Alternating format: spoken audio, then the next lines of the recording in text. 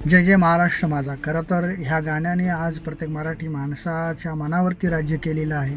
आजच नाही, कित्येक वर्ष चालत आलेलं आहे हे गाणं आणि आज देखील तेवढ्याच जोमानं मराठी माणसाच्या मनावरती राज्य करते.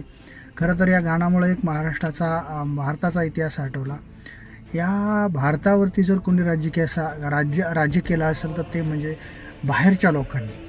त्यांच्यानंतर जर कोणी राज्य केलं असेल तर ते म्हणजे मराठी माणसांनी. खरंच मराठी माणसाच्या आज मनगटामध्ये एवढी ताकद आहे की आज कुठलाही तुम्ही संघर्ष घ्या, कुठलाही इतिहास काढा, मला नाही वाटत की या भारतामध्ये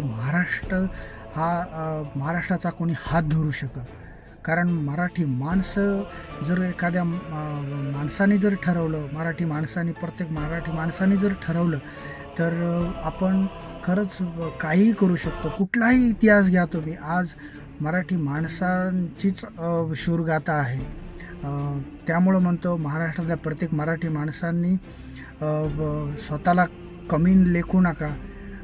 खरं तर तुम्ही जर मोठ्या संख्येनं जर ही ताकद तुम्ही भारताला दाखवली, या शासनाला दाखवली, तर महाराष्ट्रामध्ये बदल घडण्यासाठी वेळ लागणार नाही मित्रांनी. आज तुम्ही प्रत्येक भूभागात जा, स्वतःला एक राष्ट्रभाषा आहे, स्वतःला एक राज्यभाषा आहे. आपल्याला आपल्या मराठी भाषेचा गर्व झाला पाहिजे. आज जे आंदोलनं होत आहेत त्या आंदोलनाला तुम्ही प्रत्येक मराठी माणसाने पाठिंबा दिला पाहिजे अशी मी अपेक्षा करतो. तुम्ही प्रत्येक ठिकाणी जा. खरंच अभिमान अशी मराठी भाषा आहे, मराठी माणूस आहे.